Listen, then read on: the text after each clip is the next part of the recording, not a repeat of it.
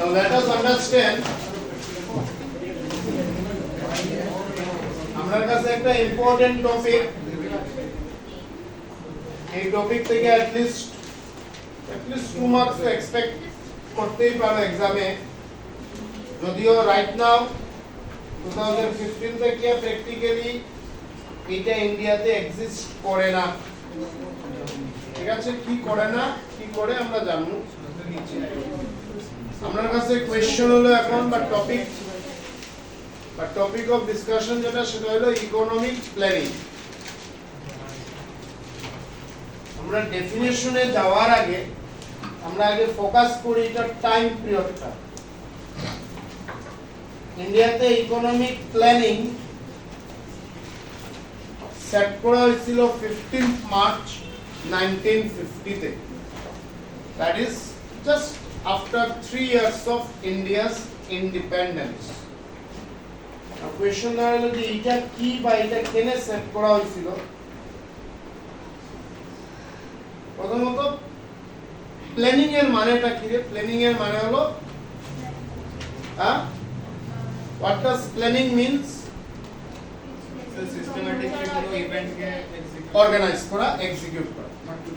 Systematically মনে করো সে তোমরা ক্লাস 12 এর বোর্ড এক্সাম হইব in the month of February. তোমরা এখন থেকে একটা প্ল্যানিং করলাই, এক্সাম প্রিপারেশন প্ল্যানিং, মানে কোন সাবজেক্টে তোমরা স্ট্রং উইক অ্যাকর্ডিংলি তোমরা স্টাডি টাইমটারে প্রিপেয়ার করবে। This is called planning. That is systematically কোনো কিছুরে এক্সিকিউট করারে কয় প্ল্যান করিয়া এক্সিকিউট করা। Now what is economic planning?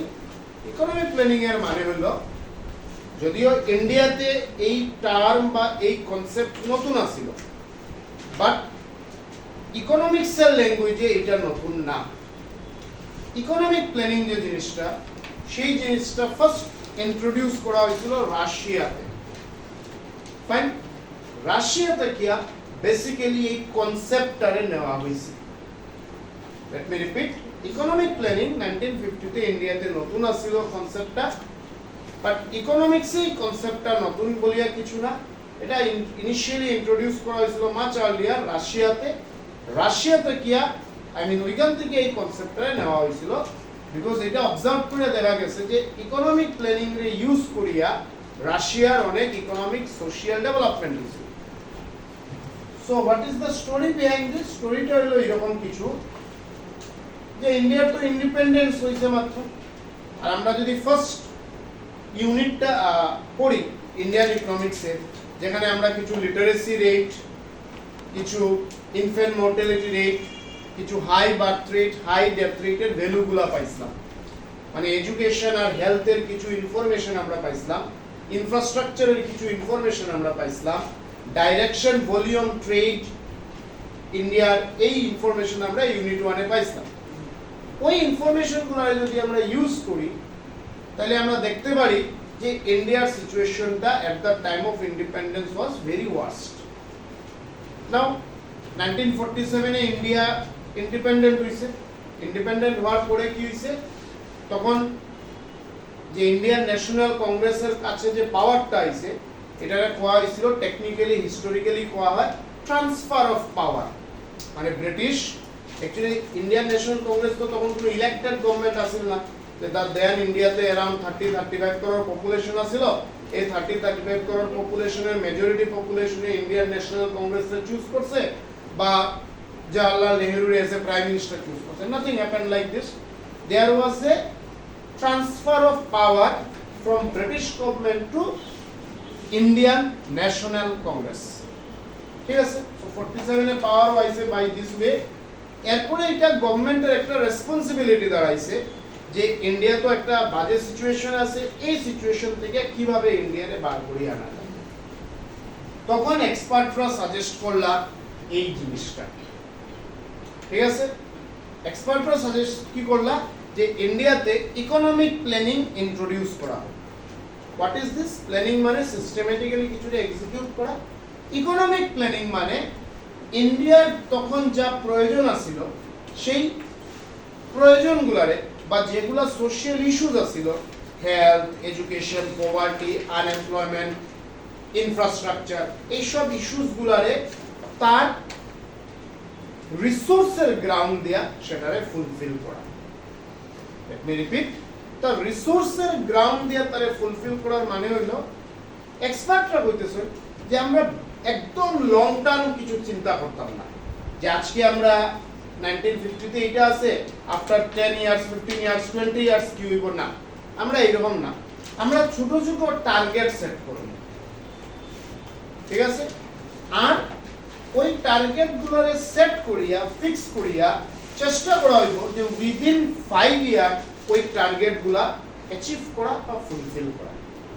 এর লাগি ইকোনমিক প্ল্যানিং এর আরেকটা নাম হয়, পপুলারলি সামওয়্যার কোন জায়গাতে লেখছো তোমরা, 5 year plan.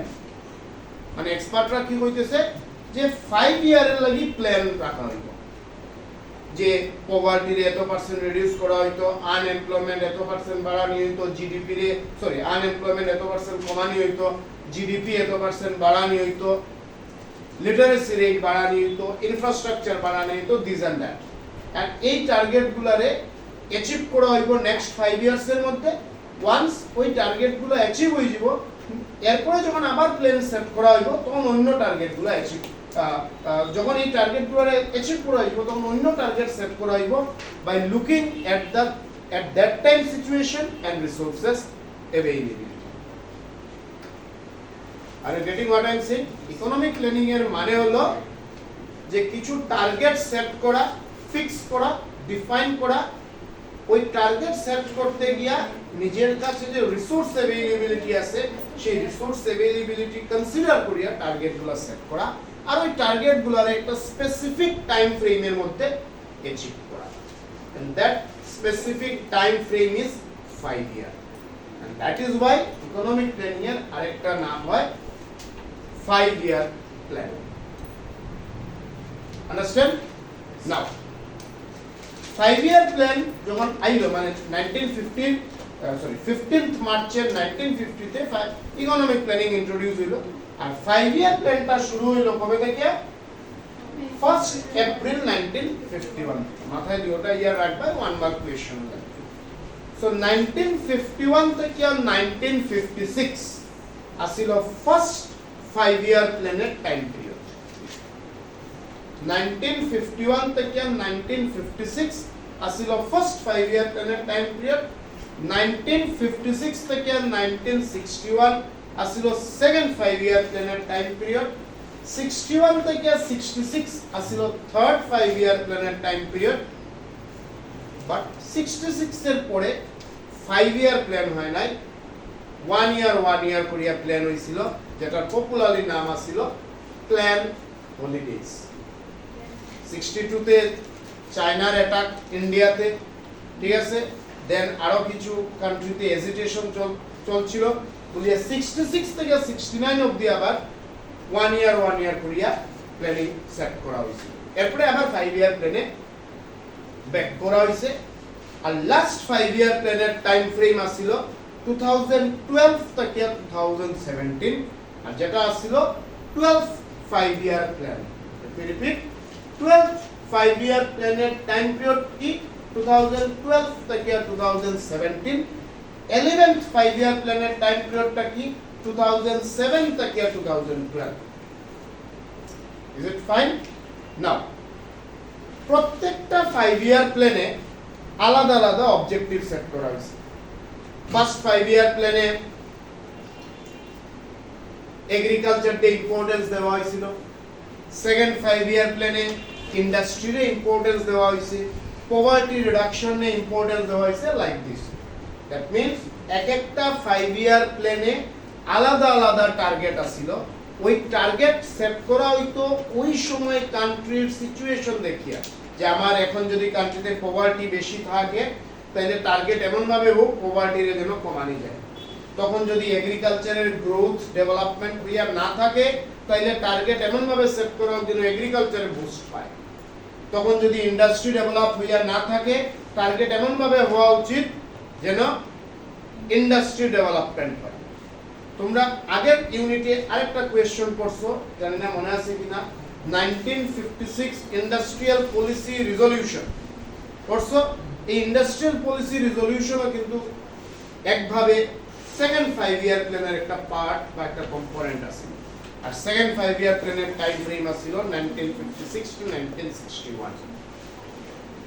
Am I clear? Am I clear?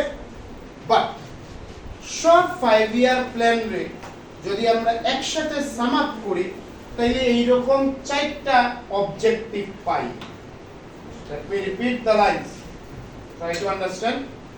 এক একটা 5 ইয়ার প্ল্যানের অবজেক্টিভ কিন্তু আলাদা আলাদা, স্পেসিফিক অবজেক্টিভ সেট করা হইতো। Reduction in poverty, reduction in unemployment, increase in agriculture, increase in life expectancy at birth, increase in literacy rate, how to increase industry, this and that. In each and every 5-year plan, there were some specific objectives set, and mostly these were separate, different. But broadly, যদি আমরা identify করি যে economic planning বানানোর পিছনে objectiveটা কি, কথা বোঝায় কি যে what is the main motive behind setting up economic planning, তাহলে আমরা 4টা অবজেক্টিভ পাই। ফার্স্ট অবজেক্টিভ পাই গ্রোথ। গ্রোথ মানে জিডিপি রে বাড়ানো। আমরা ডিসকাস করব, মতে শুনো। গ্রোথ মানে জিডিপি রে বাড়ানো। জিডিপি কোন সময় বাড়বো? এগ্রিকালচার, ইন্ডাস্ট্রি, সার্ভিস সব যখন একসাথে ডেভেলপ হইব তখন অটোমেটিক্যালি জিডিপি বাড়বে। Because what is GDP? Production of goods and services in a particular time period. Now production A K K contribute করে? এগ্রিকালচারও কন্ট্রিবিউট করে, এটা ইন্ডাস্ট্রিও কন্ট্রিবিউট করে, সার্ভিস সেক্টরও কন্ট্রিবিউট করে। নাও যখন এগ্রিকালচার, ইন্ডাস্ট্রি, সার্ভিস তিনটার কন্ট্রিবিউশন বাড়বো, জিডিপি অটোমেটিক্যালি বাড়বো, কান্ট্রিতে গ্রোথ হইব। দ্যাট ইজ গ্রোথটা মেজার কিভাবে করা হয়? গ্রোথটা মেজার করা হয় by gross domestic product. Second যেটা ব্রড অবজেক্টিভ আছিল, যদি আমরা সব অল টুগেদার মিলাই, সেটা ছিল মডার্নাইজেশন। ঠিক আছে? মডার্নাইজেশন আবার দুই সেন্সে।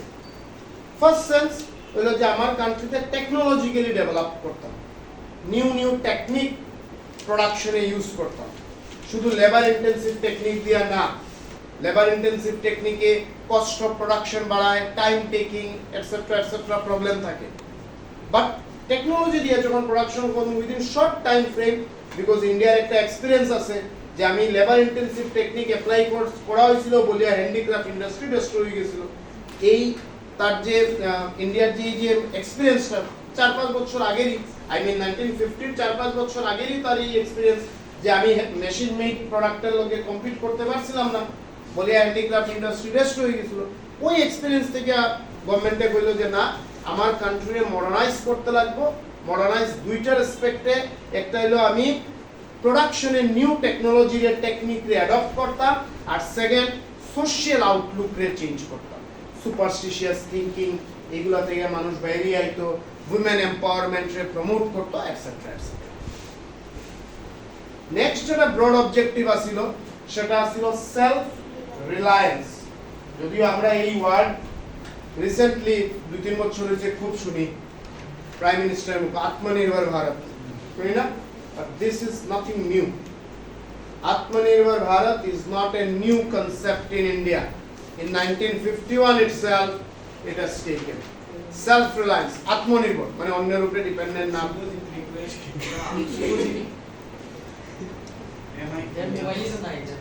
Self-reliance মানে আত্মনির্ভর, that is অন্যের উপরে ডিপেন্ডেন্ট না হওয়া।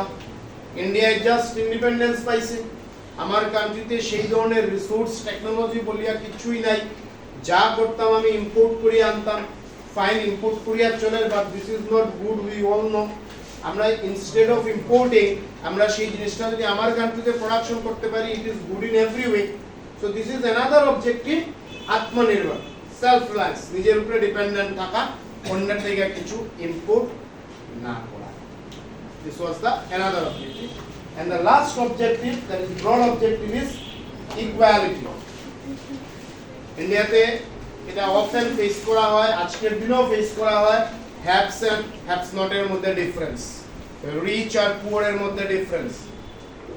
ঠিক আছে? সেই ডিফারেন্সটা বেসড অন সোশ্যাল গ্রাউন্ড হইতে পারে বেসড অন ইকোনমিক গ্রাউন্ড হইতে পারে, ইকোনমিক গ্রাউন্ডেও দুজনের মধ্যে ডিফারেন্স ক্রিয়েট করা হয়, সোশ্যাল গ্রাউন্ডে that is based on caste, community, religion, সেটার উপরেও দুইটা কমিউনিটি মানুষের মধ্যে ডিফারেন্স ক্রিয়েট করা হয়, সেটা যেন না হয়। ইকুয়ালিটি ওয়াই ইজ ইম্পর্টেন্ট, যাতে সবার কাছে ডেভেলপমেন্ট গ্রোথ, আজকে যদি ইন্ডিয়ার জিডিপি বাড়ে তার মানে ইট ইন্ডিকেটস যে ইন্ডিয়ার একটা ডেভেলপমেন্ট হয়, বাট সেই ডেভেলপমেন্টের বেনিফিটস একটা সেকশনের মানুষে পাইলো আরেকটা সেকশনের মানুষে পাইলো না, this is not good.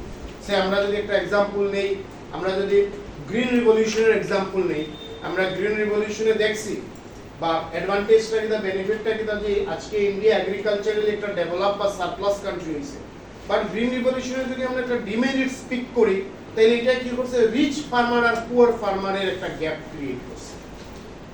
R getting আজকে যে ফার্মার্স পাঞ্জাব, ইউপি, মহারাষ্ট্র, হরিয়ানাতে আছে তারা স্ট্যাটাস খুব ডেভেলপড হয়েছে, this and that, but rest part of the কান্ট্রির যারা ফার্মার আছে তারা সেই ধরনের কোনো বেনিফিট পাইছে না। তো গ্রিন রিভলিউশন একদিকে তো ইন্ডিয়ারে একটা এগ্রিকালচারি ডেভেলপ সারপ্লাস কান্ট্রি বানাইছে, দ্যাটস ফাইন, বাট আমরা আরেক দিকে দেখি আর যে সেটাই কি করছে, রিচ আর পুয়ার ফার্মারের গ্যাপ ক্রিয়েট করছে। এই যে ইনইকুয়ালিটি, সেই ইনইকুয়ালিটি যেন না থাকে সেটাও আসছিল, দ্যাট ইজ ইকোনমিক প্ল্যানিং এর একটা মেইন অবজেক্ট। চারটা আসছিল, growth, self reliance, modernization and equality.